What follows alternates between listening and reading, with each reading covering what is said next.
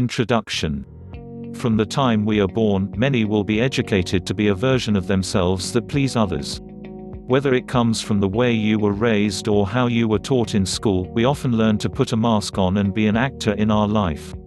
Unfortunately, that behavior will not lead you to be happy and live a fulfilling life. You can discover the best version of yourself and transform your life so that you are no longer an actor in your life. Choose to live the life that was made for you. Being yourself. The best version of yourself is being true to yourself, but what does this mean? It is sometimes easier to explain something by identifying what it isn't. That said, here's a list of what is not being the best version of yourself. Being true to yourself is not about pleasing others. Being true to yourself is not about hurting others. Being true to yourself is not about doing things you dislike. Being true to yourself is not about forcing yourself to do something. Being true to yourself is not about being hard on yourself. Being true to yourself is not about judging others and comparing yourself.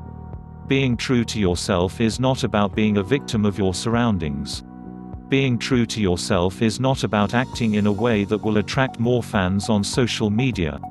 Being true to yourself means that you behave and communicate in complete integrity with your belief, values, and, most of all, with what feels right in your heart. When there is an alignment with your inner self, emotions, states, and desires, and outer self, behaviors, communication, and relationships, you are the best version of yourself. Assessing yourself. Have you ever felt like your behavior and the way that you held yourself varied depending on who is around you and where you are? We tend to play a different role when we are with individuals that we want to please or want to make sure that they like us. For example, you might behave in a completely different way if you are at work or with people you just met and want to be friends with them. We tend to be ourselves when we are at home or with childhood friends. That is when we let our guards down and become more vulnerable and less worried about how others might perceive us. Every decision you make reflects your evaluation of who you are. Marianne Williamson.